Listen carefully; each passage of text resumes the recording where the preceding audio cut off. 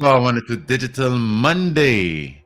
Today we feature Hard Talk, and our hosts are Karen Nunez and Denise Deming. Hard Talk starts now. Good afternoon, ladies. Good afternoon to you, David. Looking to see our guest, Yes, we for the first half, anyhow, mhm. Kevin Ramnarine. We're going to talk about energy and where is energy going in at least the next few years. What can we expect? Like to get his perspective on it, right, Denise? And then we're going to pivot, as they like to say, after at about 5 o'clock. Then we will go to an expert in the field in just in general, Mr. Tony Paul. I hope I'm getting it correct, putting it in the correct order. And well, when you see his CV or the shortened version, I understand. You understand why he's with us. Yes, Denise? Yes, yes. And we look forward to Kevin because Kevin has had experience as a Minister of Energy. So there's a really, really interesting hard talk. Eh? We have two former ministers on this hard talk, and Kevin is the one on.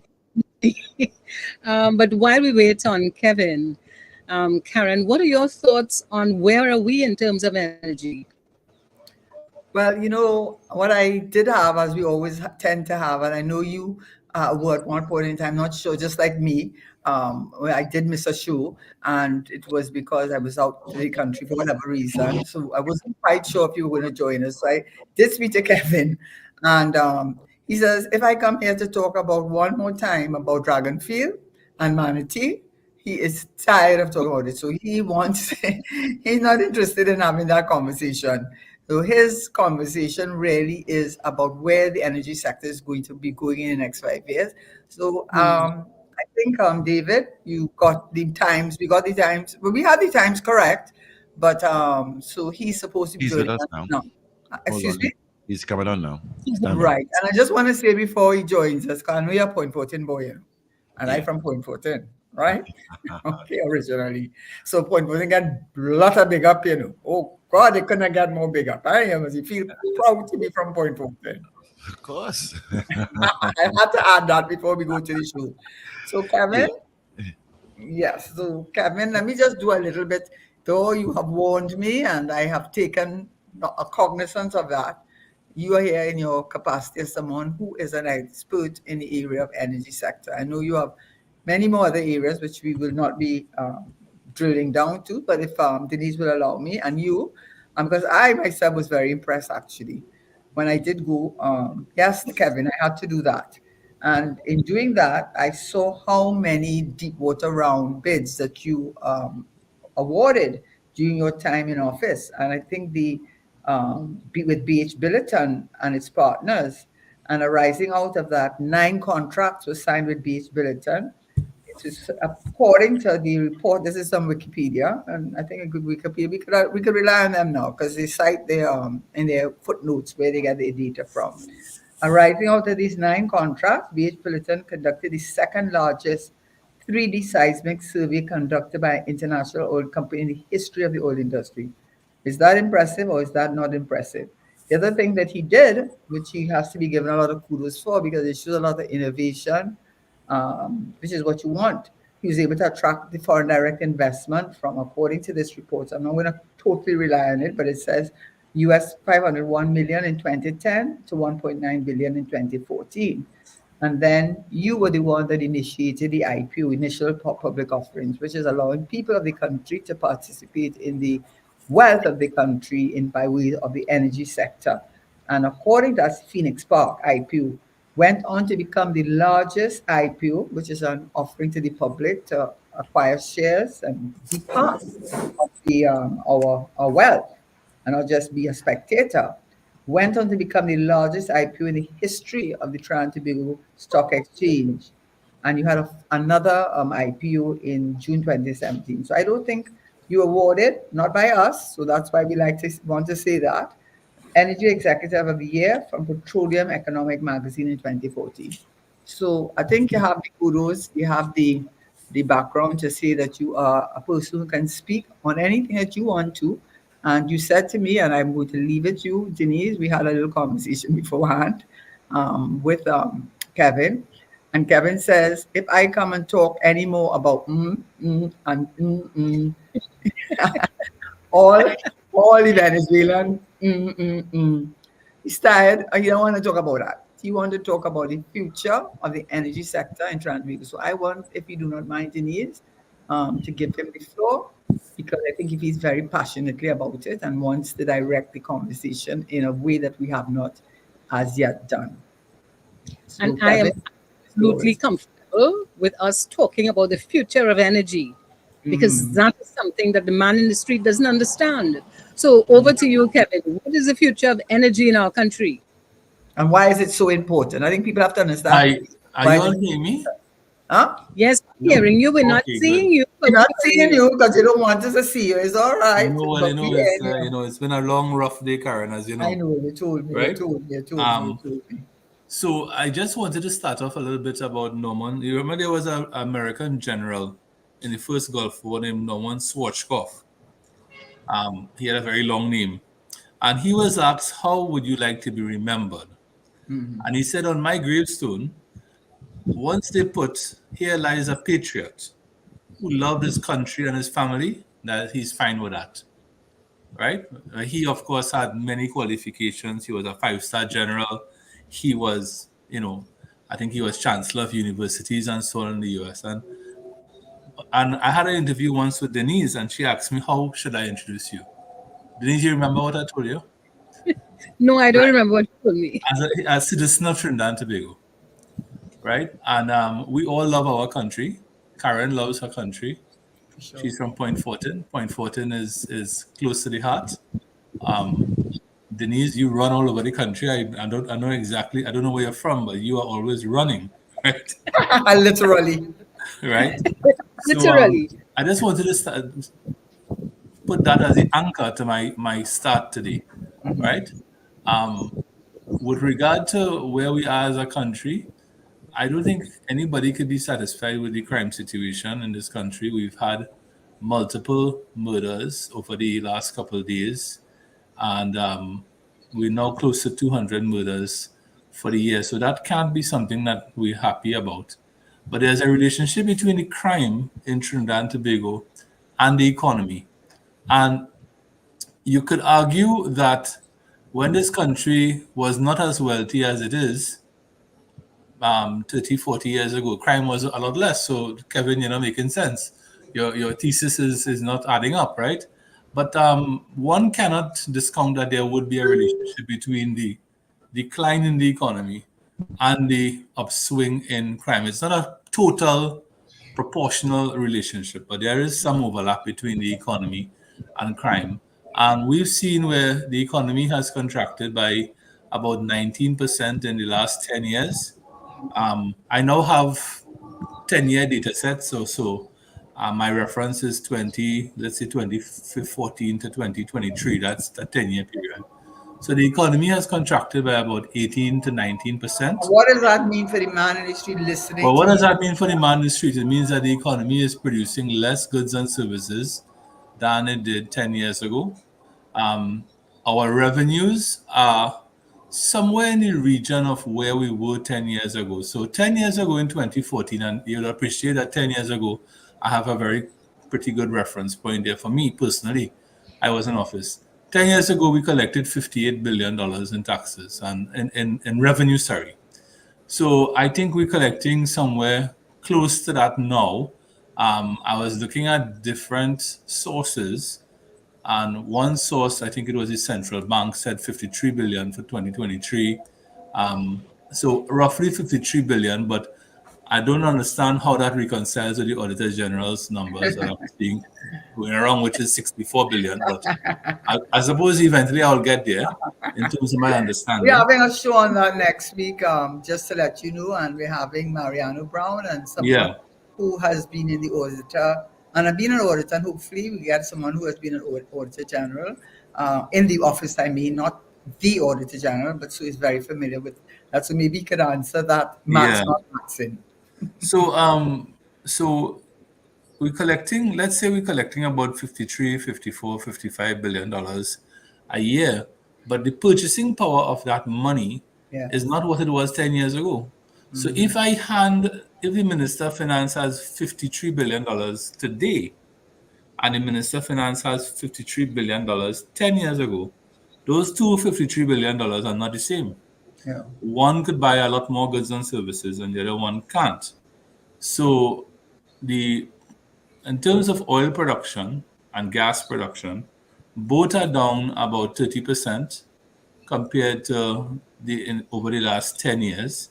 And we could go on and on and talk about the metrics, but what does the future really portend for Trinidad and Can Tobago? I just interrupt one thing too? As you're saying about the GDP, which is the goods and values, the value of goods and services in a fiscal year, which is usually the latest can be October the 31st, usually it's September.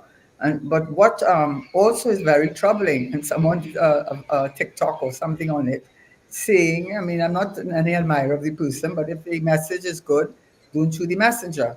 And the foreign exchange reserves. I mean, our foreign exchange reserves are in a dire state, and that has to do with the fact that that our reliance on energy and energy sector, which you will expand on, and which we are. That is what I think people need to understand: the level of our reliance on the energy sector and how you define the energy sector and the derivatives from the energy sector. I don't think people, I mean, I don't think it has struck people how critical the energy sector is the lifeblood of our country. And I think it's something that, of course, the government of the day would want to sweep it over. I mean, that's politicians, but we have a responsibility beyond that. And I think it's important, Sure. Kevin, because you are an expert on the area, to show to the manager, not me, not Denise, and Mimi might know either. So is that to tell you how much you have to explain? Well, as we could talk for days. I think you have Tony Paul coming on after me. All right, so Yes, that's he could correct. also expand. But in terms of so if I was to do a dashboard, if somebody was to tell me design a dashboard for Trinidad and Tobago, and a dashboard would have different things being measured, your speedometer and your RPM and all that. What would you want on the dashboard? One of the things I would want on the dashboard is my foreign reserves. All right, I would like to know what are my foreign reserves. Interestingly, our foreign reserves are around 5.4 billion US dollars right now. You would know a much higher figure, Karen, from your days in the Ministry of Finance, right? So our foreign reserves have come down by they've been cut in half Wow, over the last 10 years, right? that's good. And the statistical trend of that graph is very, very difficult to reverse. Um, Interestingly, by comparison, Jamaica is now at 5.1 billion US All dollars. right. So the Andrew Holness proudly announced that a few days ago on Facebook that Jamaica is at 5.1 billion. But I mean, you could caveat that by saying that Jamaica's foreign debt is about 14 billion US dollars. And Trinidad's foreign debt is about 5 point something billion US dollars. So we don't have the kind of debt that they are carrying. And we do have the size of a population. They have And we twice don't the have the size of the population. population. They are twice the size of the population, right? But the point is the trend in the decline of the foreign reserves seems to be irreversible at this point in time. And as a result, one therefore has to extrapolate that graph and decide and look at when you're going to reach zero. Because we have had times before in the history of Trinidad and Tobago when our foreign reserves have reached zero. In fact, and of course, Yeah. we know about the famous 1987 Mhm. speech by Prime Minister Robinson, where he declared the treasury is empty. And I think the foreign reserves dipped below zero at another time in the early 1990s or thereabouts. But we are running out of foreign exchange, and it's beginning to reflect throughout the country. It's beginning to reflect if you're looking for a part for you're doing some plumbing and you're looking for a very specialized part and you're calling hardwares. You have to call a lot of hardwares before you get some certain parts. And when you try to find out from them what's happening, why you don't have this part, you always carry this. They would reply and say the supplier hasn't been getting it. And if you dig deeper, the supplier is having problems sourcing US dollars. And So let me ask is you that something. Let me ask yeah. you something that you're on that issue of the depletion of foreign exchange, which really started being very, very noticeable from September when it was 6.8, then by Well, I'm um, glad you're noticing that. I mean, 6.8, and then it went I thought I 6.4. was, I thought I was the only person who No, saw no, the no, but rapid the central decline in the bank last does 6 months. publish it. The central Yeah, bank says the monthly thing. So they gave us the data.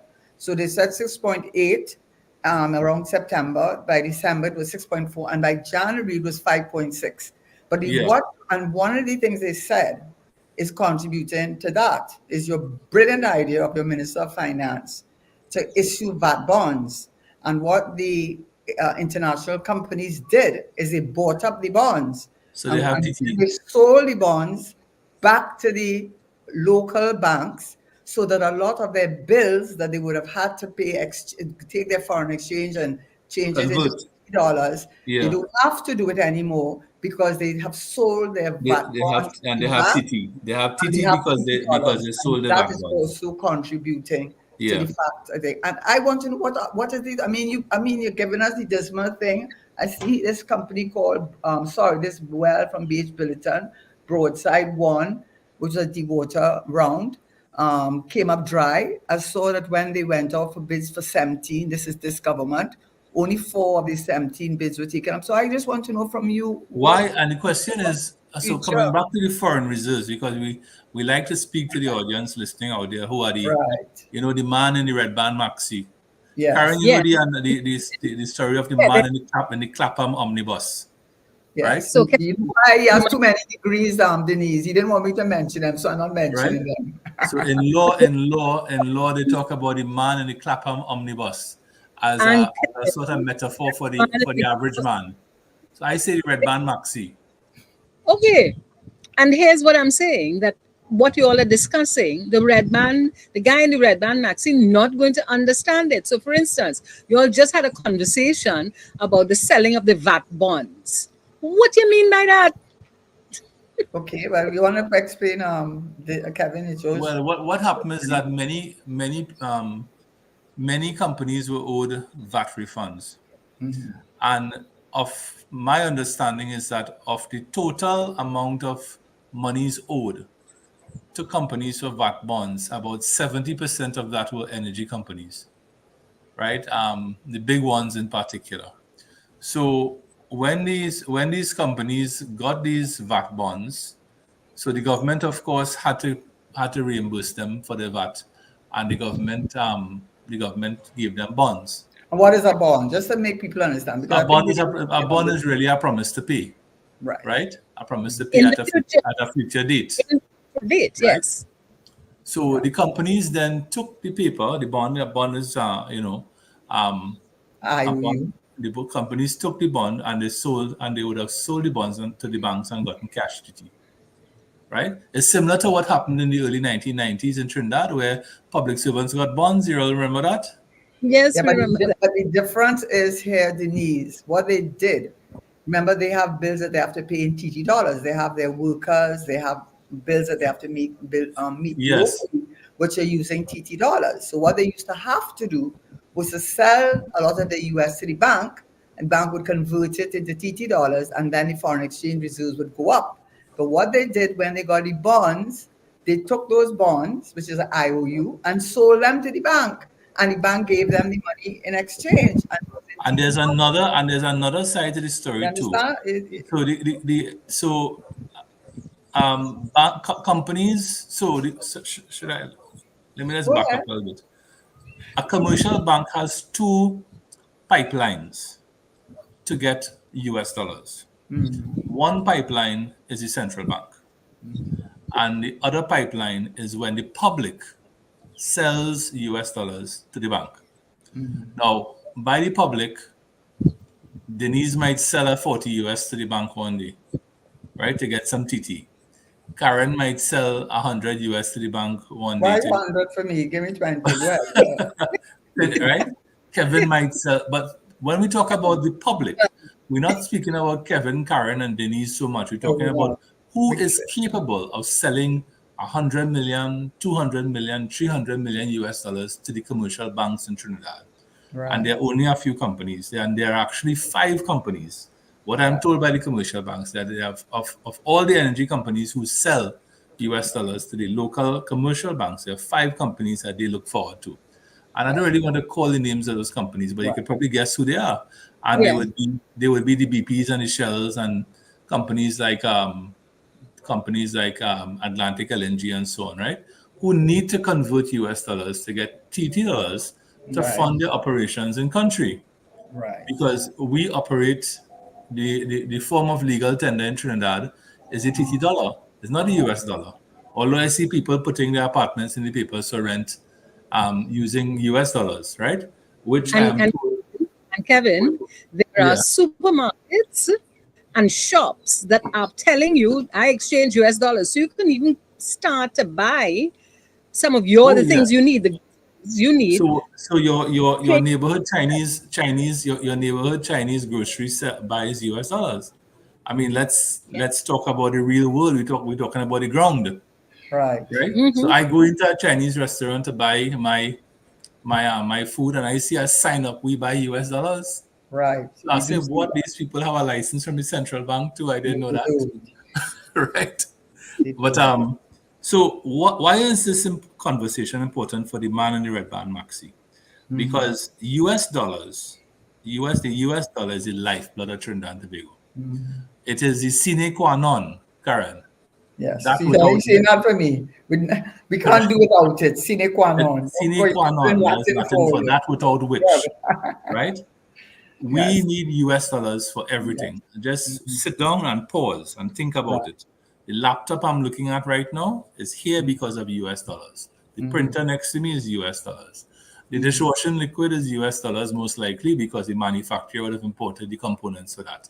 The Correct. coffee I'm looking at is US dollars, right? Right. Everything you look around is US dollars. The red band maxi that we are in, the gentleman is in right now listening to me. The parts of the red band maxi is US dollars that the people in the bamboo have to find to bring in the parts. The Right. fuel in the red band maxi now, the diesel, we have to get US dollars to buy that, right? So the US dollar is the lifeblood of the Trinidad and Tobago economy. Your aspirin to your blood pressure medication, to your diamicron, all these things that people consume US dollars. The day that begins to diminish, we are in trouble, right? And let's not put water in the mouths in our mouths. So we are down. The reason that we are down. So when I left office, it was 9.9 billion, and today Right. it's 5.4. If we have this Correct. conversation a year from now, it will be 3.8, 3.9, 4. Why is that? And if we have the conversation in 2 years, it might be down to 2. Okay, And so if we have explain to the people, Kevin, because you're just throwing out numbers, and we're talking not only to the red man in red band taxi or the Clapham bus, as we British like to say, showing your degree in law, which you don't want me to mention at all. But the point about it is, why is it going to start going down in a downward trend? Why is it? right. So the foreign reserves of the country should be visualized like your water tank. You have a water tank in your house, and the water tank has an inflow and has an outflow, right? And if the outflow of water from the water tank is greater than the inflow, then the level of water in the tank is going to fall. Common sense. That is what has been happening in Trinidad and Tobago since, and as I said, I like to be, Karen, there's the truth and there are facts. I see a gentleman in the Sunday Express talking about the truth, but the truth is subjective. That's true. Not so, ladies. All truth is subjective. The facts are immutable, right? So let's talk about facts. So the decline in the foreign reserves really started in 2014. So, we have this habit in Trinidad of drawing these lines and saying 2015, everything beyond that is PNM fault. 2010, everything beyond that is UN. So I don't do that. So the foreign reserves peaked in 2014 at 11.4 billion and started to That is decline true. That ever. is Right? That's the truth. And the reason for that is that oil prices fell precipitously in 2014. And then they fell again in 2015 and they fell again in 2016. But the real driver behind the decline in our reserves, the sine qua non, that without which the real driver is a fall in the production of natural gas and the And fall in the price. production of oil. Because it matters not what is the price of your mango if you have no mango to sell. But Or it does matter. It does matter. It's something, if you have Kevin. less mangoes to sell, Yeah, right? but Kevin, you can't. They're both interrelated Of course, yeah. because in Price and production. 2022 or whatever year it was, when we came out of a fiscal deficit, meaning that our revenue was a little bit more than our expenditure. I think it's 2022. I might have it wrong. 20. I can't read it. 2022, 2023. 2020. Okay, Yeah. we didn't produce anymore. No, that was price driven. That was We price driven. didn't produce any more mangoes. We produced less mangoes. Yeah, and we got What more money happened is price went through the because roof. there was an unprecedented war in Europe, the first war in Europe Right, since the Balkans War in the early 1990s, and right. So, the first war in Europe involving a major and nuclear power and so on. So the right, prices in 2022 were extraordinary. right, Um, Ammonia was $1,600 a ton right. in April 2022. A year before, ammonia had been $200 a ton or thereabouts because of the COVID and so on. So, coming back to our Clapham Bus, Red Band Maxi Your folks out water there tank and your water tank. We forget how to And, and the water. water and, tank. So, the level in the water tank is becoming lower and lower. and And as I said, if we have this conversation, Denise, a year from now, 5.4 is going to become maybe 4. 5.4 billion will become 4 billion. And if we have the conversation in 2 years, we might be down to 2 billion. Now, there's an economist, and I wouldn't call that person's name, but they're very private, who told me that once we reach 3 billion, you would see an acceleration in the decline. And I said, why is that? And the person said it will dawn on many people that we are running, that the tank we are now on quarter tank. And the level at which people will begin to seek to grab US and to hoard US and so on will increase. And the 3 billion will begin to wind down pretty quickly. So that is the conundrum which we find ourselves in. It's not going to be for this government to cure. I have great sympathy for the next Minister of Finance. I wouldn't like to be the next Minister of Finance. I wouldn't like to be in that chair. I know that chair very well. You know that chair too. You sat in that chair. Share financial, You sit opposite CPRA. that chair, but right? just now, wait a minute. The two of you, both of you have And experience. buffalo, Kevin, we getting some buffer. Both of you have experience. Both of you are competent. Both of you understand the future, and both of you saying you wouldn't want to sit in that chair. And I thought you want on your tombstone to put citizen. If No, that's what you want, you have to sit in that chair. Or if you don't want to sit in the chair, tell us what to do. no, what I'm saying is, I'm not saying I will not want to sit in that chair, but I'm saying that Feel sorry for whoever them. sits in that chair has to have a in 2025, has to have a very broad back, right? And I have, in that case, I probably may have to go to the gym for a few months before. Right? But it is a daunting task, and when you think about the adjustments that have to be made. So we're talking point forward now. We're talking about 2025, 2026, 2027. Is there anything that indicates that it's going to get better? And the answer is I don't see what there is. But you have to Because explain why, though. I mean, so I want you to explain to the so public. let me just why explain that. now my proprietary point of view, which is unique to me, right? And this is the forecasting of the future is always an opinion, Yes. right? So I could say it will rain tomorrow, and that's an opinion. It may not rain. The gas production in this country right now is somewhere in the region of 2.5 billion cubic feet of gas, Correct. Mhm. which is woefully short of where we need to be. 4.1 according to your prime We, minister. we- 4.9 is the ideal if I amount. was to make if I was to make 4.1 is if I was to make everybody in Trinidad happy, 4 billion cubic feet of gas per day would make everybody happy. But the And fact, why is that?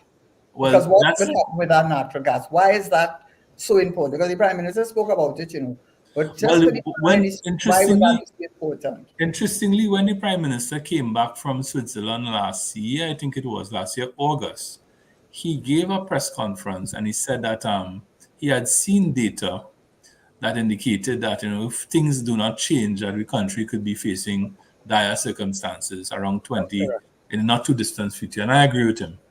And then there was a statement by the Energy Chamber that echoed the same thing, right? So I think people know, I can't be the only person who knows that gas production is going to fall significantly in the next 3 years. And it's already bad. 2.5 is bad. So bad could become worse. And And just to put, because you like to put the figures, and I like to put figures too, right? Because using a water tank analogy or symbol, the fact of the matter, it's not just the amount of natural gas, which the Prime Minister and Minister of Energy has reluctantly had to admit. I thought it was 2.4. Some people were floating around 2.8. But anyway, the Prime Minister did say we need a minimum of 4.1. Okay? So it's not only where we getting his gas for, and he told us we don't want to talk about and So we're not going to talk about that one. But what we know is the deep water round beds that they sent out, 17, only 4 were taken up. And that broadside from Beach Billiton had a dry hole. So, and LNG, Atlantic LNG, is working at 60% of its capacity. And the methanol, the big methanol plant, has closed down in favor of the smaller one just because they cannot get the natural gas. So it's a question of not only the production is not there, right? It is not there in our waters. And even when it does come, eventually, I hope it will come from within our territorial waters, which, hopefully it will come. It takes 2, 3, 4, 5 years before you monetize it, before you actually realize it. And I want to say one thing too. I brought up the VAT. I brought up the VAT bond because a bond is like, okay, instead of paying you, we don't have money to pay you, but we'll give you a bond, an IOU, that we will pay you in the future the money we owe because we already do have it. That's the bottom line. And what the companies did is they sold their bonds to the bank. So that was one way in which they reduced the amount of foreign exchange you would um, normally be getting from the international companies. But in addition to that, the borrowing, your minister borrowing through the nose hole, and he borrowing, and I say he has to be borrowing based on HSF because the HSF is like a trust fund. I mean that you really can't touch it. And I suppose if they get investors to invest and lend us money, right? Is because not because of what the future looks like in this country, right? Because if you read all the Standard and IMF, is so well, the government says they will be doing, and if that happens, this will happen. I tired of hearing me will. It should be the government of we will, right? So the HSF is what they are using, in my respectful opinion, in order to get the bondholders to invest because they say if push comes to shove, they will go after the funds in the HSF. But what that means, an economist said this, and it made a lot of sense to me. He said the amount of borrowing, they borrowing which issuing bonds and he boasting. We issue X amount of bonds and it was taken up, and then next few months issue a set of bonds. What that means is we're taking on debt. So that foreign exchange we have, if you take out the amount in the foreign exchange that is committed to paying the bondholders, meaning the IOUs, right? Because they are not lending us in TT dollars, they are dealing in US dollars. They want their money back in US dollars, right? So if you take out the amount of borrowing of this government within in short time, 3 months, and doing as if they're doing something good, what the economists themselves said, not me, they said if you really take out the bond, what they owe in terms of the bond it's holders, less than 5.4. Much 400 more. million. right? So just to caveat, the 5.4 billion US dollars, in foreign reserves includes two bonds that the Yeah. Ministry of Finance raised on the international market for somewhere in the region of 1.5 billion US dollars. So what does that mean for the man on the street listening, or the man in the red band maxi? It means that the government went out to the international market and borrowed money in US dollars. And the government got the US dollars borrowed by virtue of issuing two bonds, right? Right. Those monies, Trinidad and Tobago, the government doesn't operate in US dollars. The Yeah. operations of the government of Trinidad and Tobago are in TT dollars. So Right. the central bank would take the monies that were raised from the bonds, which are US dollars, put those things into the foreign reserves, and give the government of Trinidad and Tobago TT dollars equivalent, right? In addition, you would remember that So in what's the May, effect of that? Because I've one Denise, especially, she is, yeah. and for stop going in the red band taxi. Yeah, they have yellow and green too. Eh? Yeah, Well, I know as a point fortune person, you would All be, right. Okay. you, Okay. you Okay. yeah, you, but Yeah, red band is but in I want you to the easiest understand spirit. what it really means when they But borrowing so much. coming back to one more point, in at the height of the COVID, at the height of the COVID pandemic, the IMF sought to issue special drawing rights to member countries, and I think we got something like 800 million US dollars.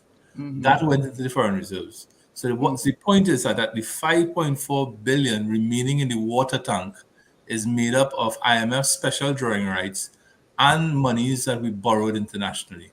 If you Right. subtract those things now, that 5.5 billion scarily becomes somewhere 2 point something billion. So the analogy, so I told some friends, I said the light coming on, And these are facts, you know. like We're not making stuff. when you're I'm not driving, making it and the up. light come on, right? I don't know if that ever happened to you. The light, well, in my vehicle, it does make a noise now. Right? Mm. The light coming on, and when the light come on, you have to go in the gas station, right? Yeah. The thing Or you is, park up the car. or you park up the car. So the thing is that I really wanted to bring home the relationship between foreign exchange, US dollars, and the whole issue of the capacity of the country to earn this US dollar, right? Right. So now there are many companies.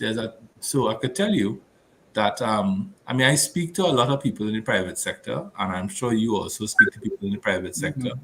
Many of our private sector larger companies had long seen this coming, and I'm telling you, they had long seen this coming. And what they have been doing is buying up assets in the United States and in other CARICOM jurisdictions where they could get US dollars, which they would use now to prop up the business in Trinidad. So I know one company that has for sure done that, and our conglomerates also investing. I mean, that's not secret news. That's not secret. Our conglomerates, the Massey's and the Macals and so on, they are investing heavily outside of Trinidad. And I mean, if you drive around Georgetown, Guyana, it is difficult to miss the Massey logos, right? Kevin, So Kevin, can I just support what you're saying? By if you drive around Castries, it is also difficult to not feel, but wait, Massey here too.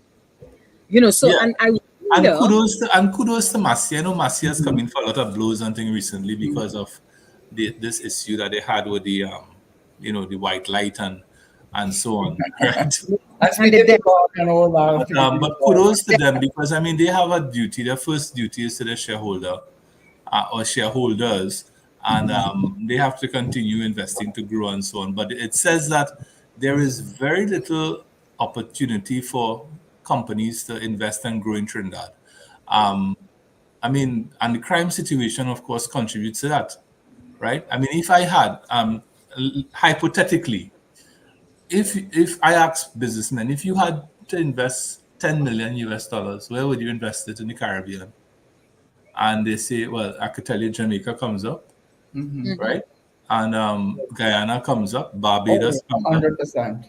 right? Now you know Guyana, Barbados is very welcoming to investment, and So too is Guyana, welcoming the investment, and Jamaica is doing very well. They have, Yeah. I think they have a very good Minister of Finance there in Jamaica, Dr. Nigel Clark, and very level-headed, and The Prime Minister too. the Prime Minister And too is we have an excellent system of accountability where people are told what was achieved and so on. But and Kevin, yeah. we are about to be almost finished. I don't want to veer too far away from Trinidad, but there we go. Right. What I'm interested in is, what do you see as a future plan for our Right, country? that's a good question. Well, I was talking to Karen today, when we were chatting, planning for the show today. And I was telling Karen that, once upon a time in the mid 19th century, the 1850s or thereabouts, Trinidad and Tobago was, I think, at that point in time, one of the largest exporters of cocoa in the world. Yes. And the cocoa industry would have peaked sometime in the early 20th century. The cocoa industry would have peaked. So King Cocoa gave way to King Sugar. Yeah. And King Sugar gave way to King Oil. And King Oil gave way to the current monarch, the current sovereign. The current person on the throne is King Natural Gas. But King Natural Gas is now looking weaker, and it's looking like we have to start looking for a successor to King Natural Gas. The question is what, right? It's not only that; it's a finite resource. Both And it's all oil it's a and finite natural resource. gas, finite resources. And I want to go back to the cocoa point, because you didn't say what I said to you. What I said to you is that you may not have agreed with me totally, and I may not misrepresent you, but we had Dr. Justin Ram on the show some time ago, and what he said, among other things, is that too much. I know you may not totally agree with that. That too much of our natural gas is going to the Atlantic LNG. It's like the cocoa. When they send the cocoa away and they send the LNG away, they're sending us back Cadbury chocolates. I'm tired of us doing that, right? So if we have the Trintario chocolates, which is the only chocolate in the world, the high-end chocolate, we don't go to sell in Marks and Spencer's. We go to Harrods, we go to Switzerland, and we sell in the high-end market, right? And we do. Our chocolate is available in Harrods. Huh? Yes. Our Yes, it's Trinidadian chocolate is available in Harrods. But I'm talking about in a rare, not any kind of ad hoc way in which the I government. know. But I mean, I know we're running out of time, and I think your point and Justin's point is well taken. We have, but is it too late? I mean, is it that the natural gas horse has gone so far down the track that we've already set up the LNG industry? And maybe it is the point is well taken that too much of our gas went into a plantation type model, where we just sell our unprocessed natural resource. Yeah, Because like when you in a colony. gas to LNG. Well, we could have another show about this and talk about that, because I have argued that fundamentally not much has changed since 1970. That's Right? true. There might be some changes, but by and large, a lot of the economic structures from 1970, which people railed against, are really still there. They need to see looking in deep contemplation of that profound statement that's made there. That's one for another show, right? But it's really starting. It's really the point is taken. The point is taken that we really so 40% of our gas historically went into downstream methanol, ammonia, urea, and power generation. 60% went into LNG, right? That decision to go into LNG is a decision we could debate for a very long time, right? But the point is taken that perhaps like with cocoa, like with sugar, like with oil, where we used to have a refinery. In fact, at one point in time, we used to have, at independence in 1962, we had 3 refineries in this country. There was a refinery in Point Fortin. Karen, you grew up around that refinery? I grew up in Shell. Right, Shell refinery in Point Fortin produced some of the most famous Trinidadians. Yes. George Maxwell Richards worked for Shell in Point Fortin, right? So the point Justin is making is well taken, but the answer is, has a natural gas horse bolted too far down the track already? You know what I think? I'm going to cut you a little bit. You know what I think? We have a minister there that is living in La La Land somewhere where pigs can fly, right? Because Well, he which just one is is looking like a it might politician. be more than one. All he cares about is winning the next election and fooling the people. And one day, Congo take, because I have to tell the same thing to my daughter who does not live here. She said, but mommy, you're always saying these things, how it is. I said, one day we're going to wake up and we're going to realize how far down that track we have gone and how far they took us. Well, So if I listen to both of you, you all are simply telling me how far down the track we've gone. I want to know what is one thing we can do to help us. I could give you cultural tourism, agri industry. Holland is Isn't the second largest global exporter of food in the yeah, world, and yeah, it thrives in yeah. Maryland. Kevin, well, I'll give as you my little, and I've said this You get before on this program, right? right. I have spent a lot of time in the last 9 years studying the maritime sector in this country. And we have all the ingredients, we have all the components to make Trinidad a dynamic maritime services hub. And if you look at Dubai, Dubai really stands, that city that we see, which Yeah. everybody loves, and everybody Yeah. wants to go and take a selfie by the famous hotel. That city's economy really stands on the activities of a port called the Jebel Ali port, which is, I think, is the 8th largest port in the world. And we are going to have a big pickup in maritime traffic in this region because of two emerging powerhouses next to us, Guyana and soon to be Suriname. Right? So yes, the amount of ship traffic that will be going back and forth. And remember, Guyana and Suriname don't have the sort of water depth that we have, right? Because of their rivers, their massive rivers, and so on. So there's a golden opportunity. We have a UTT Maritime Academy. We have natural deep water. We have natural deep water ports in Yeah, Chaguaramas. and shelters. You yes, ever, we do. I always ask people this question before we go. You ever hear about the dredging in Chaguaramas? No. Not There's But no you know what I say about the Chaguaramas? So much Chaguaramas. drug is coming in this country there. So the day they clean up the drug problem in this country, they'll be able to deal with the crime and be able But to I just want to leave on this point here. That's what they have to do first. Ask yourself, listeners, have you ever heard about dredging taking place in Chaguaramas? And the answer is no. And the reason for that is that Chaguaramas is blessed by God with natural deep water ports, right? So we have to dredge in Point Lisas, we have to dredge in Point Fortin, and we have to dredge in Port of Spain Harbor. But Chaguaramas is natural deep water. And, oh God, then, Kevin, I know you're supposed to get the last week, but I can't let you get away. I mean, Yeah. sorry. I just read in newspapers how they got a big drug bust right down in Chaguaramas. Everybody know that. I mean, where you live in? Can I get the to just reflect on the past? There was a time when Chaguaramas was the preferred place to repair any boat that came through the Caribbean. Well, It I was wanted again. I want to close on a little story here. I went to Suriname 2 years ago, and I went to the shipyard in Suriname, and I saw Jamaican vessels being repaired there. And in the hotel where I was staying, there were members of the Jamaica Defense Force who had come to see how the repairs were going on their vessel. So Suriname is positioning itself for ship repairs and so on. I know Suriname is a former Dutch colony, so they would have those relationships with the Dutch. And the Dutch are world famous in terms of the maritime skills and so on. So the opportunity. So after King Natural Gas, we have to think about what is there next for us. And I cannot let you get away with how you started, not me. You started with talking about the crime statistics, right? So let us not pretend that a lot of the drugs come through that same Chaguaramas. So until we deal with that, we are spinning top in mud.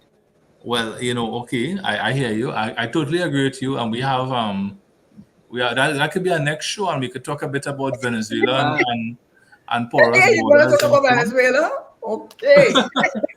All right. Okay. Well, I think you have Tony Paul on in a few minutes. Thank you very much, Kevin. And so far, you've encouraged us to have you back on two more occasions. One of which we will talk about Venezuela, and the next one we will talk about the maritime possibilities to Right. transform Trinidad and Tobago. And And if we related do to that, the crime, the Okay, we'll have ladies. of drugs and guns in this country. Apparently, some press release went out today about the media review or something that. So I'm getting a lot of messages here from members of the media. So Okay. We want let to me go hear, and tend we to want to that. hear from you, Mr. all the IP. best. Thank you All very right, much take for care. being. All the best, and Karen, thanks for everything. Denise, you too. Yes, we Thank were you. happy to have you on. We have to have you on Okay. again, right? Okay. Denise, I should Yes. mention that David, oh gosh, this is the gentleman that I've heard so much about. I think Denise couldn't sing your praises more. So she gave me a short and bio. When she gave me the name, I had to go and look up. I think I said when I finished looking it up, I was really impressed. I said, and Denise gave you a name. She not playing Tony Paul. But before I welcome you, Tony Paul, thank you for coming on. Because Thank you very Denise much. is a structured person and she likes to know what Hmm. we're going to be doing. So next week we're doing the Auditor General. And the next week, we got a number for Ansel Roger at the end of the day. So I think we need to find out their view on things. Just let you know, because let people know we did that. But today, we want to hear you. Let me say a little bit now. Kevin didn't allow me to sing his praises. But if you don't mind, because it's important for the listening public, unless Denise wants to go ahead and give your bio, which is said to be a shortened one. Karen, you know that I don't read people's bios. So you go Okay. ahead and read it. Yeah, because she said she likes you to ask the person. And I'm going to do the in between of both of them. What she's really saying is that you have worked as an advisor to a number of governments from the Middle East, Africa, South and Central America. And this is what you have done. You have helped them with design of strategies, policies, legal and regulatory framework, supporting systems of systems and procedures. So I don't want to go on too much, except to say that you are clearly also very well known in the energy sector. Right now, I think you're doing some work in, I don't know, is it the Congo? But certainly you have helped governments like Nigeria, Kenya, and so on with your expertise in the natural gas field. So we want to hear from you. Poor Heaven, he was grilled. I won't be doing that with you at all. Denise, you take over, if you don't mind. Welcome, Tony, and tell us, how would you like to introduce yourself on this program?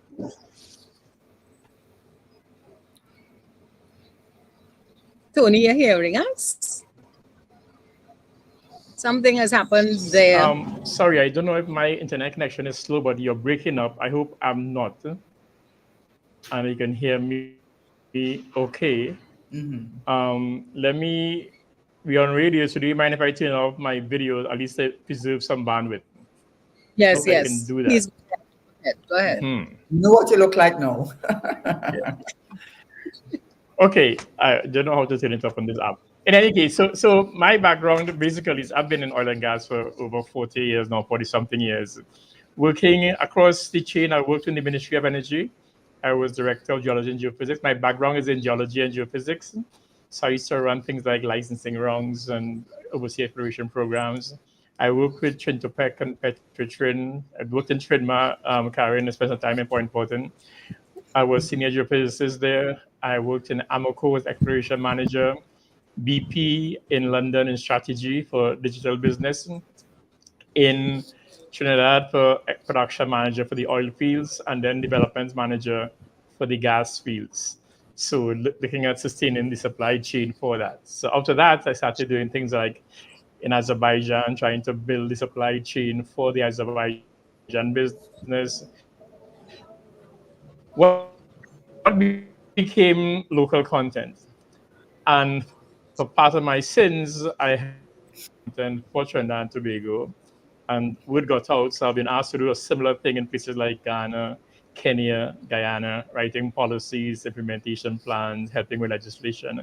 For those things, so I advise governments mostly, and my work really is about capturing more value out of your oil and gas resources and mineral resources through putting in place good governance systems. And that is the fundamental work, the basic work that I do. I take my understanding of what's under the ground, what it takes to get it out, what goes into getting it out, what happens after it comes out, where the value goes, and then use that to translate into government what they need to put in place from a legal or regulatory and above that policy perspective into how to make that work in a practical way. So I'm not by any means an academic, I'm not an economist, I'm not a lawyer, but I've managed through my time in the industry to get that broad spectrum. And what's very important is that people say this industry is complex. It has many moving parts. And where it succeeds is where people are able to put the parts together and make them work cohesively. No one person can carry this industry. Some individuals like myself have had the privilege of working in many spaces. So you have a sense, you're not an expert in anything or everything. You have a sense of how each one impacts each other. So the key to success in this industry is and how one part affects the other or is affected by the other. And that's kind of what I take to my clients, governments, in helping them get a better deal out of the oil and gas resources. Long story, but that's what it boils down to. And the question that pops into my mind is, if that is a long story and if that is what you do, what would you advise our current government to do? Well, exactly what I said. I mean, there's so for instance, Trinidad and Tobago is not rich now by fluke. We got here because at one point we got a good benefit, good value from our oil and gas resources. We had refineries that added value. We had petrochemical plants that add value to natural gas. We had people who were skilled and trained and able to run the business of oil and gas, upstream and downstream. We put in place new ventures, new industries. We were the first in Shell 1953 put in place a natural gas to power plant. We're the first country in the world to go into fully natural gas to power, except for the backup in Tobago and Trinidad. We were the first country to take natural gas and make ammonia and fertilizer commercially in 1959. Because we were the first, we were innovating and trying new things. When you try new things, you have some great successes or some massive failures, right?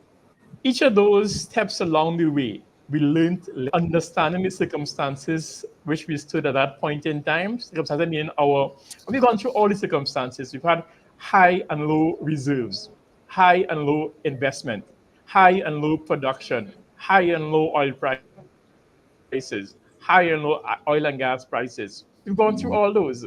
Surely we've learned a lot. But have we used those lessons to inform how we make decisions going forward? So my advice, what I would suggest is that one, we capture those lessons among those who are making decisions. And two, and this is more important, it's second in order, but it's more important, that we put in place a proper governance system that has fundamentally laws, regulations, policies, guidelines, procedures that are specific to our circumstances. But more importantly, we put in place an institutional framework with competent people who are empowered by this legislation, but who are held accountable for the decisions they make, and how they make it. You know, our laws go back to 1969. They came out of a 1963 Commission of Inquiry that was set up by Eric Williams soon after independence. And he asked these commissioners, and these commissioners there were two foreigners and some locals. And one foreigner was the head of the Iranian National Oil Company, a big exploration and production company. The other one was the head of the Austrian National Oil Company. Yes, there was such a thing. The Austrian company was a refining company. So Eric Williams asked them, how can we get more value from our oil by getting more out of the refined product? How can we make sure our people are trained and given experience to replace the expatriates? How can we make sure in 1963 we get more value from our natural gas at that time? And how do we do that in a way that supports national development? So the energy sector was set up with a framework of how is it linked to national development and how does it support it. And all the development plans were in that frame. So he started off with a long-term aspiration of getting the oil and gas sector to support national development, but also putting in place the fundamental building blocks for that. And that included Petroleum Act and Regulation of 1969, 1971, and a ministry that was designed to oversee the implementation of this act and regulations, but drew for people from Texaco, Shell, and BP who had industry experience to run the sector. So I joined the ministry back in the late 70s at a time when you had a very robust regulatory framework, a solid ministry with sound technocrats, and this is something very important that most of us miss. After the laws and regulations were written, the government hired a consulting firm, one of the big accounting firms, to write a systems and procedures manual for the ministry to implement every aspect of the regulations.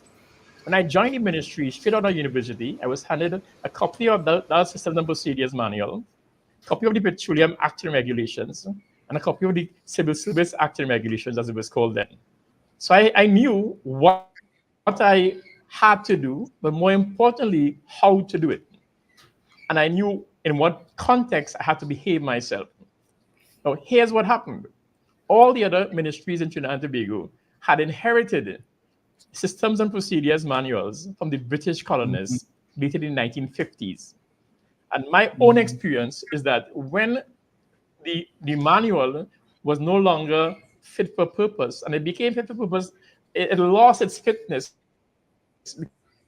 because we had suddenly a big natural gas industry, which wasn't factored into the Act and regulations. And to this day, and I don't know why, we still have not got natural gas regulations.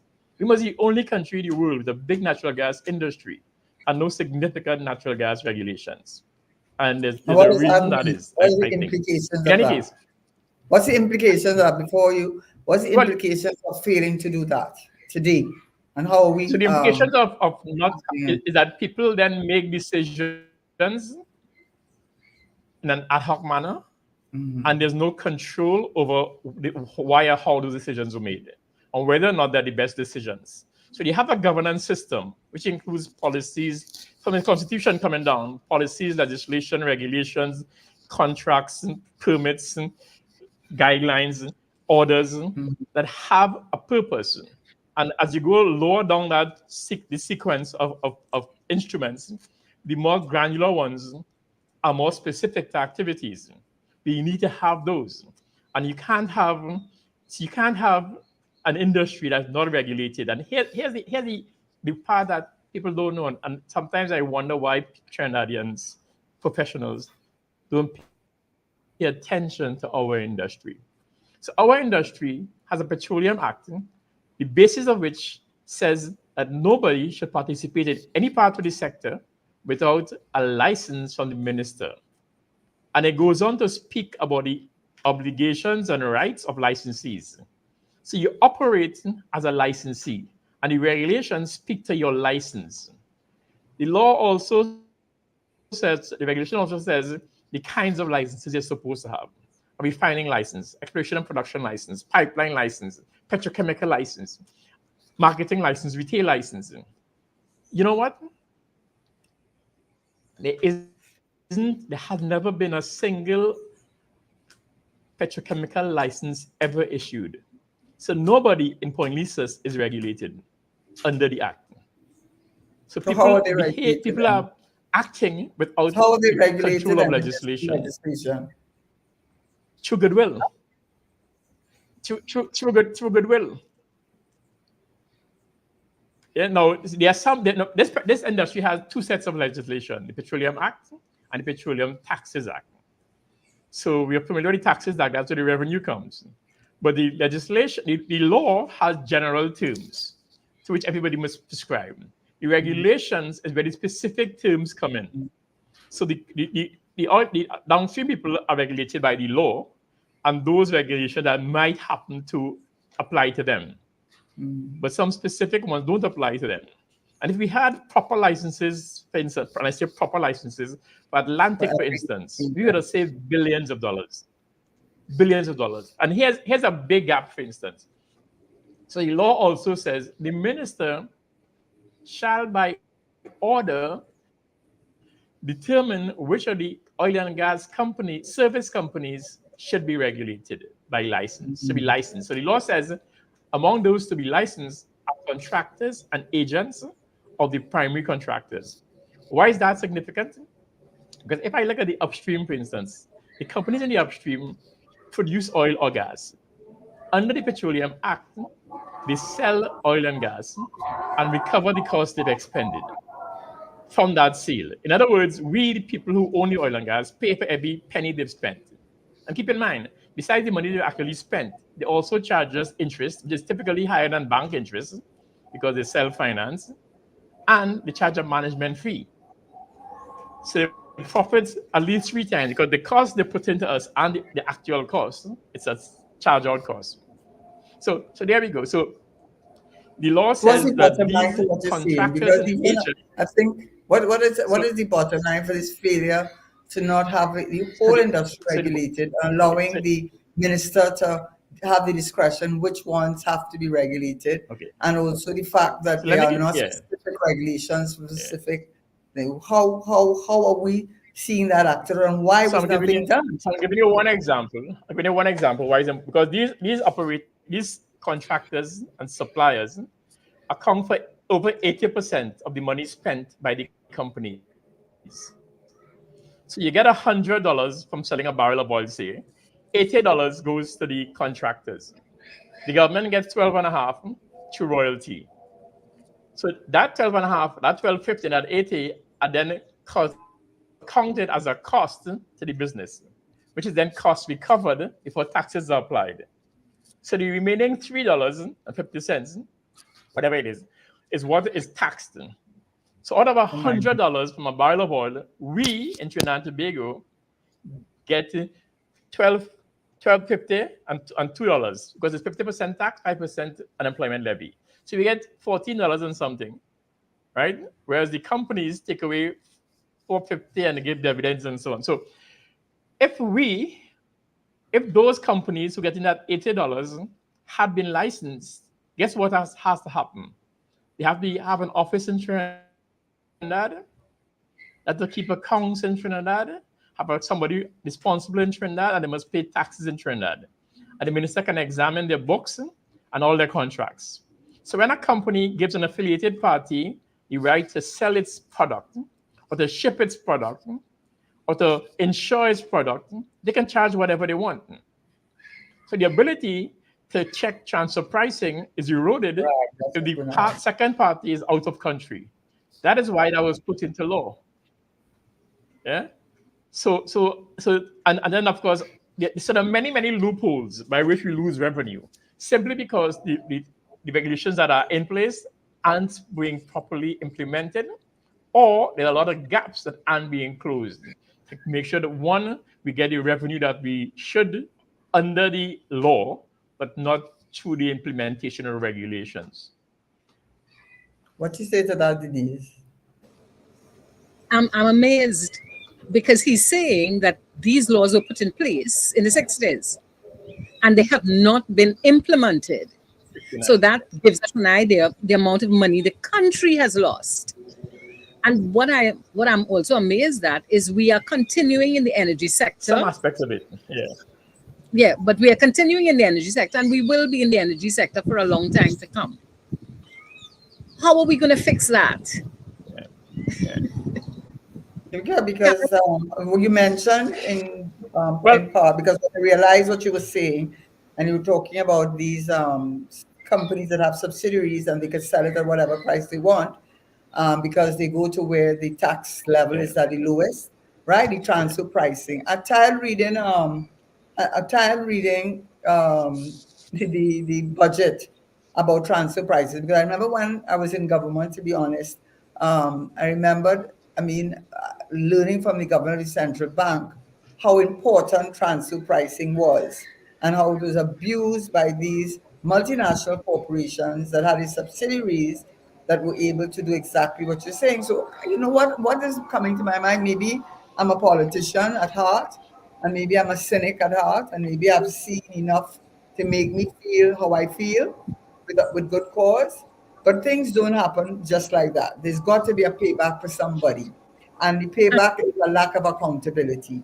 As long as the systems do not require you accountability, it allows for a lot of discretion to be exercised and a lot of governance issues that you spoke about and regulatory things. And it looked like we like it so because we can't just blame it on this government. You went back to the 1970s, and we have had at least three different administrations. So, in any event, and none of them appear to have taken on the challenge of dealing with that. And it seems to me, I might be going off on a tangent a little bit here, a little bit here. But what you're saying here reminds me of the health sector. They don't want to put anything in computers. They don't want anything print and say what date you put it, exact time and second you put it in, who order it, what you order, because once it go in our system, it can't come out. And I speaking from experience in my matter. So I became And knowledgeable about it. And then, of course, from family members explaining to me, it allows for lack of accountability. What say you, Mr. Tony Paul? Denise? Karen, if Tony can, if I can just make a couple comments before. Our systems, processes, and procedures, they Yeah. don't exist. And those that are in writing are not implemented. But to me, it is the leadership that has the responsibility. Because the person in the health sector who doesn't want, the doctor who doesn't want you to have the details, that is his business. As a citizen, I have elected leaders, and I want those leaders to operate in my interest. So it is the leader that has to find a way to implement it. And I am tired of them saying that is the public servants who don't want to do it. No, no, You no. know, Let's hear from Tony Paul. Tony Paul, I just yours. looking at if I could read body language. I've never met you before.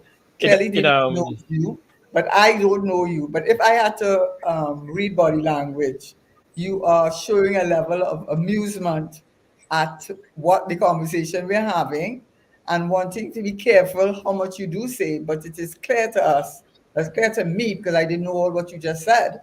It's clear to me across the board it's a lack of accountability and they like it just so. you know, I think it's about time we figure out that we can't and shouldn't think the politicians can solve these problems. Yeah. So you're saying, so in 2012, I wrote an article in the Trinidad and Tobago Review, which was the West Institute newspaper, right? And the articles, and I spoke at length about the various loopholes to which our tax in oil and gas is slipping, right? I gave example, I quoted the law and the regulations. And the name of the title of the article, to your point, Karen, was if it doesn't make sense, somebody's making dollars, right? The math's not So mathsing. it made right? If it's not making sense, somebody making dollars. And it made no sense. The loopholes are easy to fix.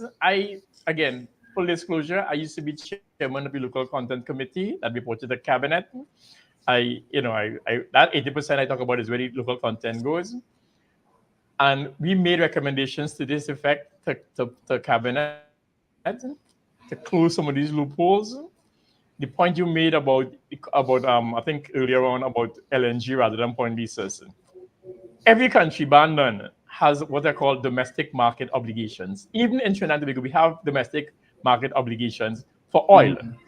In our law, you can't export oil without a minister's license if you don't meet the refinery obligations, right? We asked outside our committee in 2017 for cabinet to get a regulation for natural gas, because like I said, our natural gas regulations lag behind our oil regulations.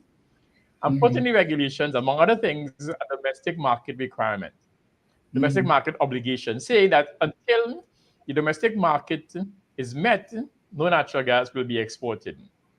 As we had known, we knew then that how much money had been had we lost through transfer pricing through LNG, how little value we were getting from it. Explain the transfer pricing to the To listener their because credit, they don't cabinet really know what you mean. I think if you could explain to them simply put, for the red taxi maxi driver. transfer pricing has many aspects of it. Yeah. But the simplest one is I make a product in Trinidad and I sell it, and I get taxed on the profits I make. The profit is a function of the price I sell it for and the cost of production. So the difference between that is my profit. Right. So what I can do to reduce my tax is find ways to show that my costs are actually higher or that my price is lower. Right? And one way of showing a price lower, as people do, for instance, if they're importing something from overseas and they go to customs, my brother bought this to me, sent it to me, and this is the price. And here's a receipt from him. So companies did that. They said, here is the price that I got for it.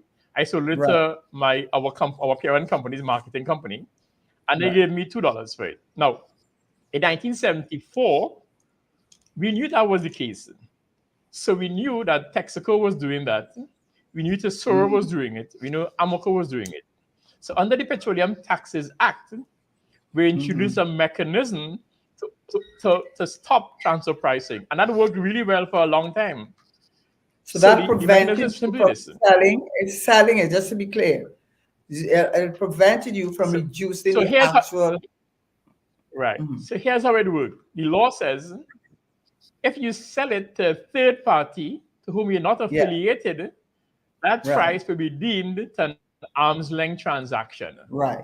And that'll be a real price. So now the government has the right to examine your contracts and your books so they can see your contracts, for audit purposes. However, if you sell it to an affiliated party, meaning one you control, who is controlled by the same party who controls you, for instance, then that is a non-arm's length transaction. In that case, the Minister of Finance will be the one who determines the price at which it is valued. Right? And that is the base on which it will be taxed. Now, here's the funny thing. I mean, it's not funny at all, Karen, because you were in the system when this happened. You're not laughing at this at all. Under the Act is a mechanism by which the minister determines that. The Act provides for something called the Permanent Petroleum Pricing Committee. The Permanent Petroleum Pricing Committee every month looks at markets of freely quoted, openly quoted prices for oil, gas, petrochemicals, right? And their job is to tell the minister, this is the value on the international market, and this is the value you shall use for determining taxes, right? So what the companies did, going back to the old Texaco on them days, is to put in the invoice to the ministry, right? And the ministry would take the good time, well, it wasn't so long, and then come back and say, sorry, this is wrong. You had to pay more. And they will reconcile and pay the difference. But there's no penalty in that reconciliation. So the companies will happily pay the low price and then pay the rest later, hold on to the money for the next 6 months or whatever it is, right? But here's what's happened. The Permanent Petroleum Pricing Committee has not functioned since 2004, as far as I can tell. Oh, God. Am I surprised? Right? No, just now.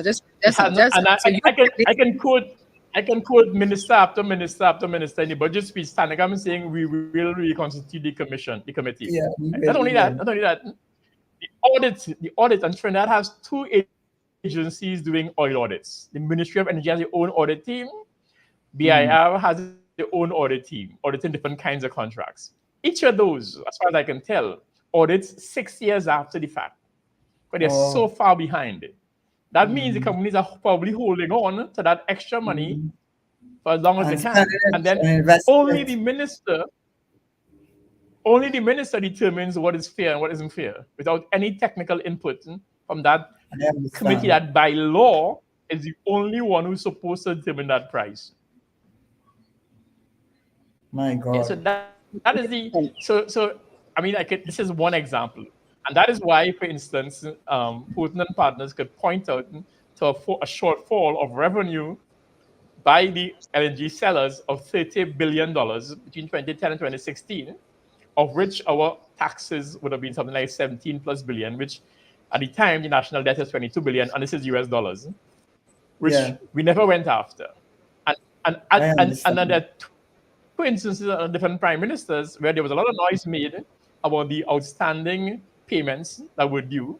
And in each case, different prime ministers, ended up going to London or The Hague or somewhere and coming back with a check for 1 billion TT equivalent and boasting this is the achievement And and keep this is you a down quiet. payment. Keep And the in that natives time, quiet. all the statute of limitations has passed on all those outstanding God liabilities. have So we mercy. have no chance of getting them back. But so what is So the answer we give it to it. What is the The answer? Because it's answer like is is everybody guilty? the answer is that we yeah. No, Trinidad, my definition of Trinidad's behavior in the oil and gas sector is that Trinidad is a captive state. Is Is a what? captive You know, state. Capture. the companies Yeah, dictate what a yeah. captive state. The company dictates what we do and how we do it. Capture that. They're the ones who He's advise captive, the captive. captive state. So he's saying what Yeah, I'm hearing. that's the definition of states that are controlled by businesses or business people. Yeah. Mhm. And Yeah. okay, and my interpretation is it is a captive state because somebody earning something, but we can't say that. Obviously. No, but it's obvious. You don't do something unless it Somebody, benefits you. And you don't leave things in that state of disarray and lack of regulation. I mean, if I may pivot a little bit to the which we're not discussing today, we're discussing next week, with the Auditor General. Thank God they have some legislation to protect her. Thank God for that. Thank God they have the Constitution to tell you that you cannot direct the Auditor General give direction. Any person authority directing the conduct of her duties as Auditor General. You need laws and you need regulations.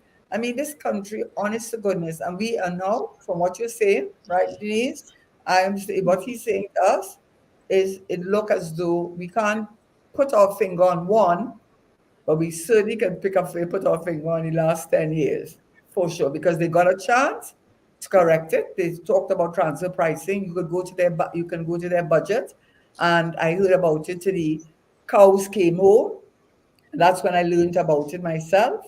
And when they put up the Economic Advisory Board set up by Dr. Terence Farrell, that soon fell apart, you know. So there's so many examples that there's really not the will to make the changes necessary for us to get the value for our limited and finite energy resources.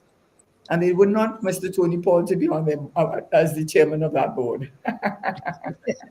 Tony, I want you to, if you can just explain that, is there a 7-year period after which you cannot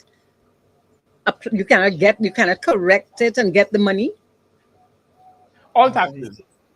All taxes. No, so in income tax, in tax law, and Karen will know this. In tax Yeah. law, you know, Yeah. what the revenue cannot Statute go beyond bound. a 7-year period or 6 year, 7-year period. Yeah, Statute yeah, So- it's statute bound. Whatever happened 7 years ago beyond that, that's you're out They of can't reach. touch you. Yeah. So even if we wanted to correct this, let's say somebody listened to this and say, okay, Tony Paul has made a point. Let us go after companies. We can only go companies up in the last 7 years. Or I think they could find innovative ways. Don't you understand they don't want to do it? I mean, Denise, sorry, let me tell maybe you. I sit on that cabinet too much. But I could tell you something. Yeah. They know what to do. They know what to do, and they're not doing it because it benefits people regardless. And it's a sad indictment on us. And it's sad indictment not only of Trinidad, other countries, but when you don't have regulations, in fact, you don't have regulations, you don't have all these things that Tony Paul spoke about, is a reason for that. But I think Tony also suggested that these solutions cannot only be done by the leaders. Did you suggest that? Yes, yeah, because I can give you example after example. We actually have regulations, Yeah. but they're not being implemented. By why? And nobody is please, calling please. the government or the public servants. But it comes right back to the government. So it really comes down to. It comes Well, back to the it comes government. down. Yes, but so here's something. Everybody knows the oil and gas sector is the biggest part of the economy. or has been for a long time. How often have you heard of the accountants talking about tax loopholes in oil and True. gas? That is their business, that's their profession. Why don't they speak That's true. about it? But Why also don't they who speak their about clients transfer are. pricing? Where are the economists? Yeah, we turn out hundreds of business graduates every year. How many of them speak about the strategies we use to negotiate these big contracts? The way we build these teams, where the structure of this team is. We're negotiating big things with people in complex deals, and we don't see the technical muscle behind it. You know, so Because you the know thing why, is, though, a lot Tony? of professional people in Trinidad and Tobago. You know why, Tony? And I could say, I Sorry. think with a certain level, I think I can say this with a certain level of confidence. I think I can say this with a certain level of confidence. With where's the will, there is the way. You just you turn your back, you make the appointments that you want to make, you give trouble, we remove you, we make you come and apologize, and we make your life hell.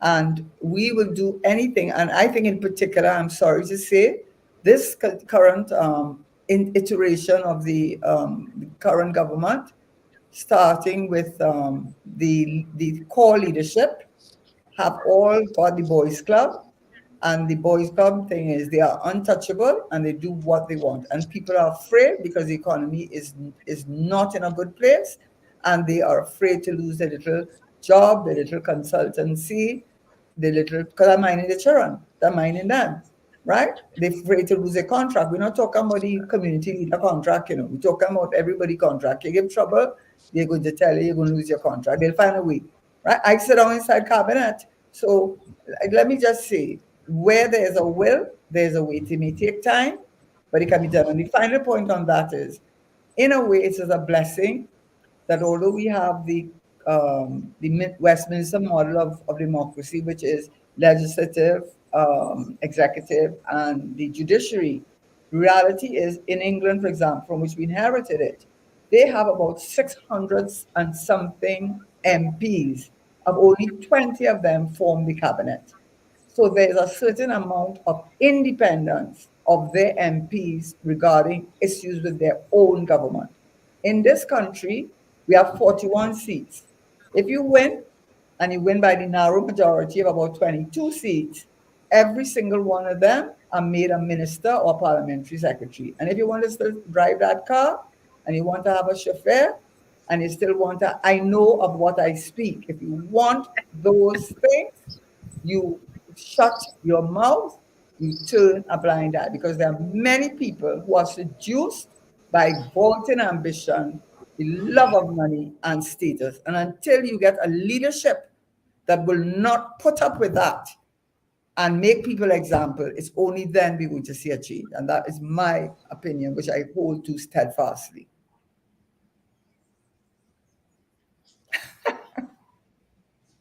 I'm I not think saying I think I think there are two levels to this. There's the political level, and there's the civic level. How do citizens, how do we get citizens to see their role and to right. know that these resources are ours? They belong to you, the people, not the politicians, and you have a True. right to demand that they manage it well and they account to you. For instance, I mean, True. the law says that every license must be placed in a register. Register should have a lot of conditions, including, the place of office, the term of the license, the conditions of the license, whether there are any court actions. As far as I know, in Trinidad and Tobago, there are registers of deeds, of wills, of births, of marriages, of deaths. As far as I know, all companies, all these things are accessible to the public. The resource that we manage is hidden by the ministry whose legal team, whose lawyers decide it's confidential. They alone decide it's confidential, in spite of the fact that all registers, and in spite of the fact that the founding principles that Eric Williams gave us marching orders to this commission in 1963 said this must be developed, this industry, in a way that demonstrates our status as a newly independent democratic society.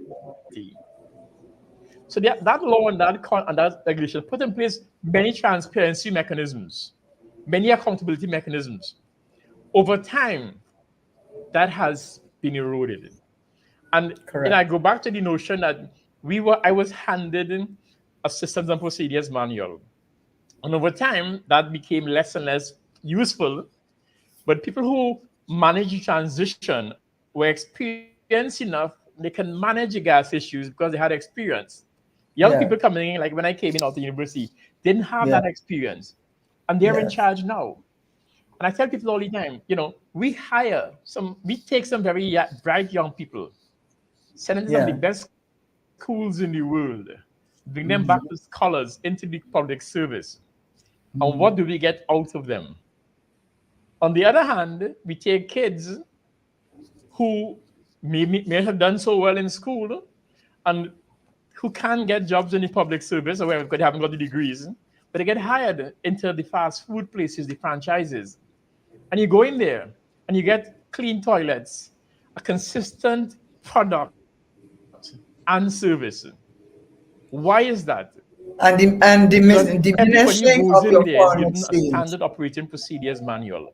This is Yeah, and what you do. This is diminution how you of do your it. This is foreign when you do exchange. it. And the supervisor whose job it is to make sure you do that. So there's a way of assuring quality. That's simple. That's what we use in the oil and gas industry everywhere. There's a quality assurance system. Now, You in the absence understand? of that, it means people can do what they want, and there's no track, as Karen was saying, there's no accountability. And people above that who's supposed to fix it don't want it fixed because now they know that nobody can track what they're doing. Nobody can see whether they're doing the right thing or not, whether they had good outcomes or not. They can't be held to account. And our public service, you get paid and rewarded and elevated regardless of how you perform.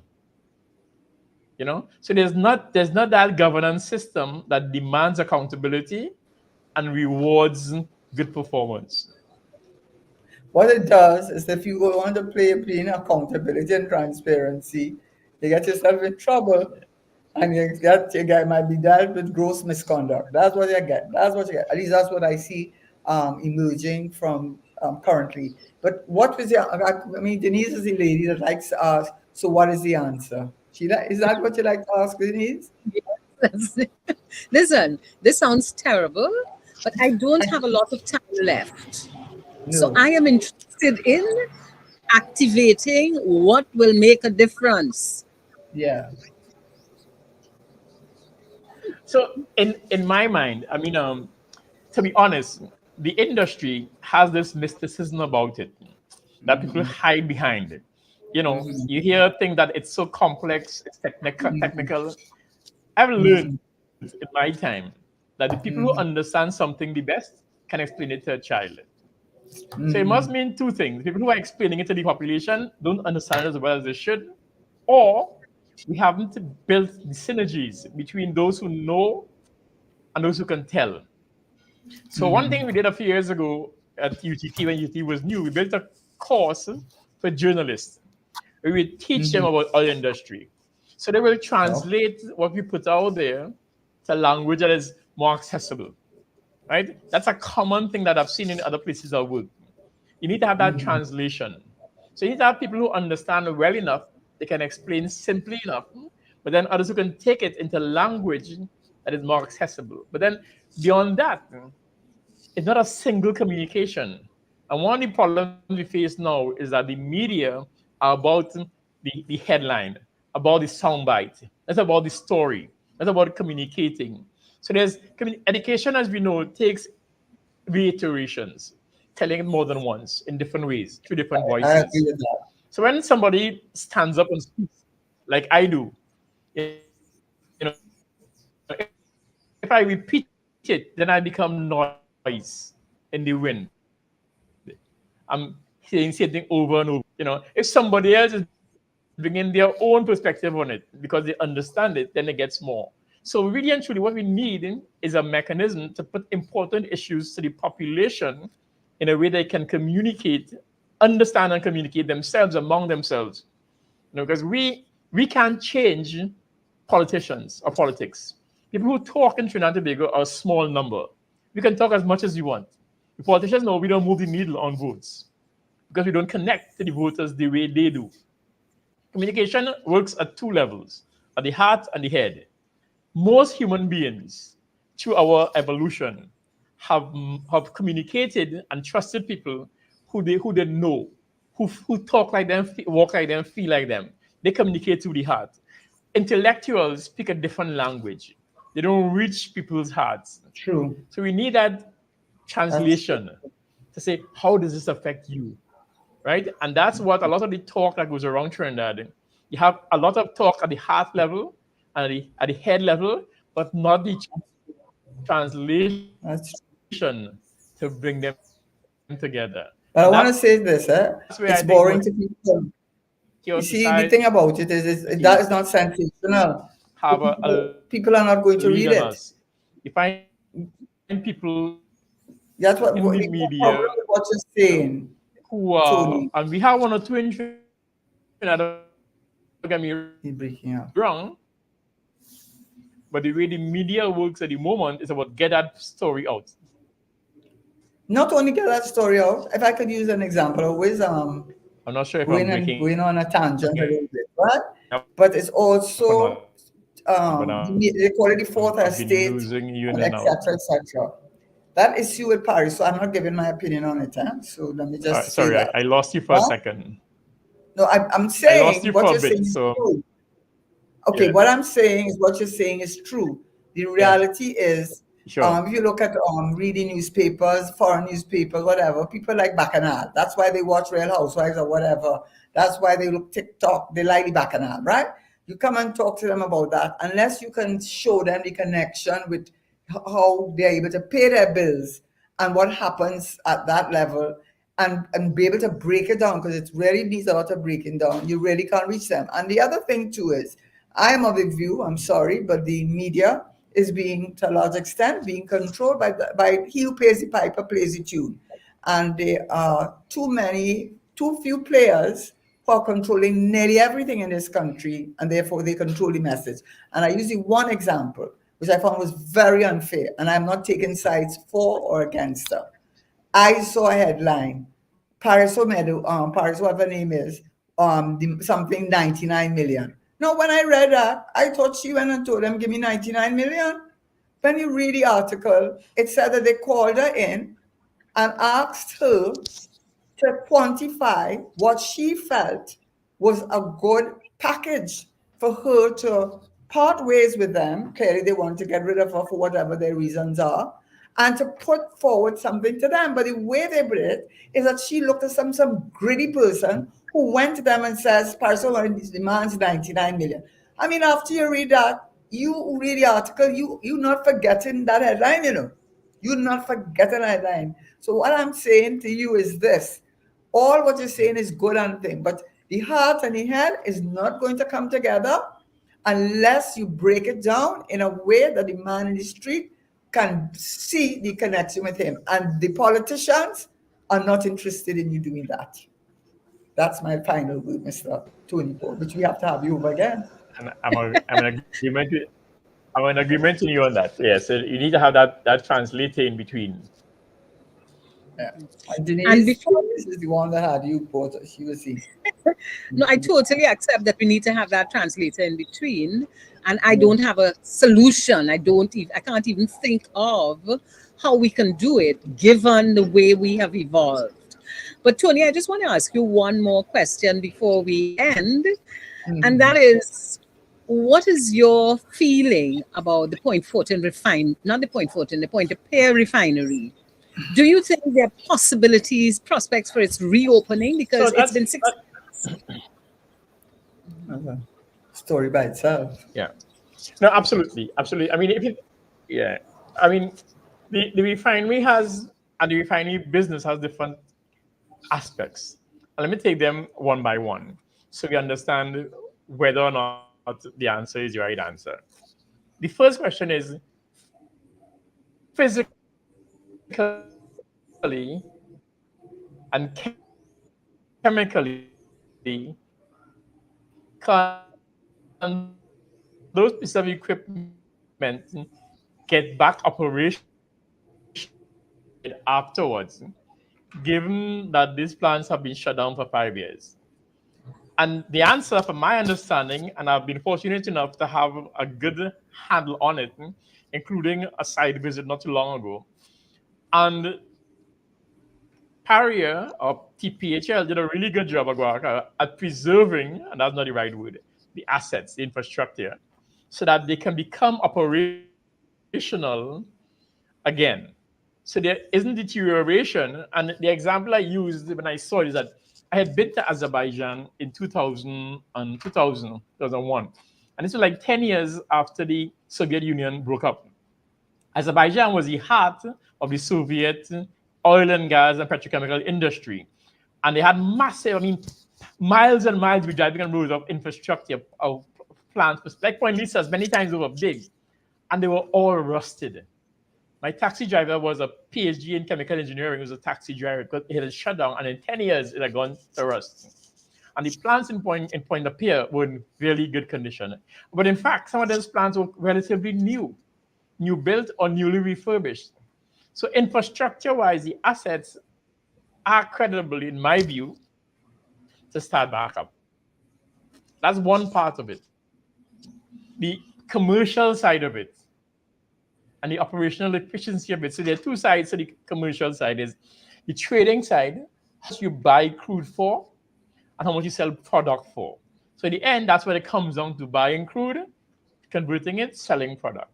The third part of that is operationally. How do you make sure that plant is most efficient? In other words, if you put crude in, how much of that comes out as product?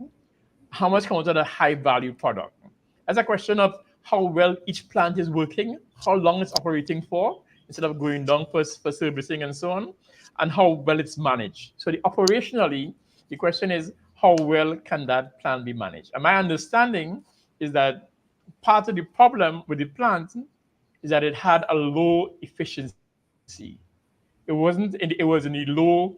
If you look at the whole industry, it was in the lower part of the spectrum in terms of how companies operate their plants. So that was part of it. Now, whether it's people or process, that's what is to be debated. But the situation is that may be fixed by improving one or two of those. The other part is where you buy crude from, when you buy crude. So the Point de Pierre refinery was a trading hub, as is the Point Fortin refinery for Texaco and Shell. They were buying crude cheap somewhere, bringing it to the refinery. Refineries have a limited scope of product they can put out. You can change which you put out, how much of each, a little bit. And you change that to meet high price of the market. So you buy cheap crude when it's available, and you put a high product when it's in demand. So what you need for that is storage tanks to store crude and to store product. And you hold on to high value product if the market price is low, and you sell them when the price is high if you can. And you store cheap crude until you can process it to get the product that has a high value. But over time, and those recommendations were made.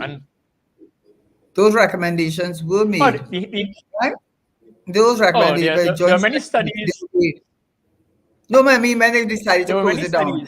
And some people said either you wanted to break the back of the most powerful union in the country, or I think, Malcolm Jones was not a favorite of the Prime Minister. Let's just put it that way. Because the Minister of, and I can say that, because the Minister of Finance came out and said they could have saved Petrotrin, and they could have restructured issues that are conflating there. There's the technical. There are many issues between the technical operating the money. Oops. Sorry.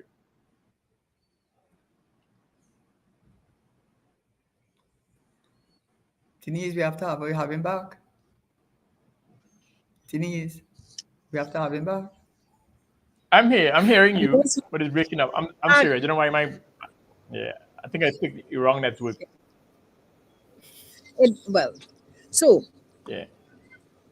I'm back. Can you summarize what you were saying, because they'll kick us off in a minute. Yeah, in a minute, literally.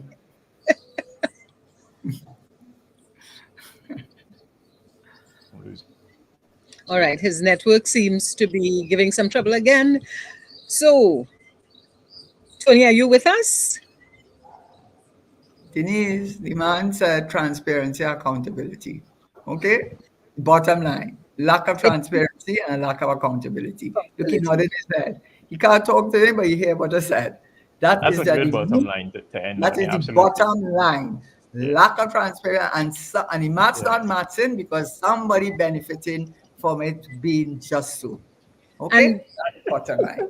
Tony, could you repeat that comment you made about when it's not working, somebody making money, something like that? What did you say? When it's not making sense, like dollars and Restore cents, it. somebody's making Yes, dollars. So if dollars. it, So if when it's it, not if it, making, if I put any word sense, it's not making sense. Somebody's making dollars.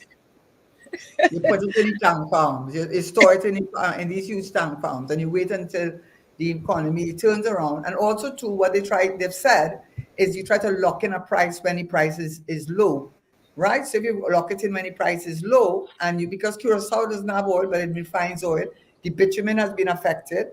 Venezuela has started back its oil refinery. Iran helped them to start it back. And what it does, they were doing like us, flaring the natural gas, the methanol, and then turning to natural gas. So there are so many opportunities with the bitumen for lake asphalt, for our roads, for natural gas from the oil refinery, and locking in the price when the price is low and storing it like so many countries do, store the inventory until it's the right time to um,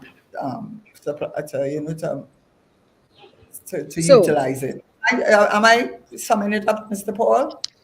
Yeah, yeah. I mean, there were complexities. I mean, the refinery can start back. There were a lot of complexities, technical and commercial. But also remember the burden of the debt was caused to a large extent by poor project management for major projects, that didn't Let me come on not go down stream. that road because So, after that, it's a I complex went to issue. diesel Yeah, plant and Nikwan after that. yeah. So there's been efforts made to use that same infrastructure to produce a non-carbonized form of energy. So that has not been a thing. Just as you said, there are failures and great successes. So I so will not write it off. But I do think that Mr. Manning's friend may have had a lot to do with it, in my respectful opinion. And because they said they could have found the money to restructure the bullet point payment that was due in 2 years and to break the back of the union. And that's my opinion, which I am entitled to have.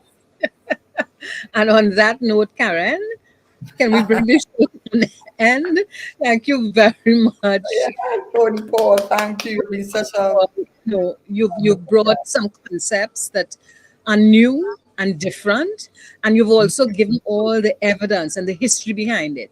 So I thank you true. very much, and I'm sure that we will be inviting you back again. 100%. So why as we try to figure out what you said too. Thank you very much, ladies, and have a good evening. Thank you so Okay, much for having me. yes. Thank Okay, You. you. Okay, Thanks. bye-bye. Bye bye. bye It is bye. 6:02, Yeah. Denise. How come they didn't knock us off? No, I'm in the driver's seat. Okay. Bye-bye. Bye-bye, everyone. Bye-bye, Okay, Tony bye Paul. bye. It's been a Bye-bye, pleasure. Denise. Yes, Bye. very okay then. informative. Bye-bye, David. Gone. Yeah, bye Bye. bye, Denise. Bye bye, Karen. That's it. Okay, bye. Yes. That's it for today's edition of Hard Talk. We spoke about the outlook of the energy sector in Trinidad and Tobago with hosts Karen Nunez Tesheira and Denise Deming with special guests Tony Paul and Kevin Ramnarine. Stay tuned. They'll be back next Monday for another edition of Hard Talk right here at Power 102 Digital. We have news straight ahead.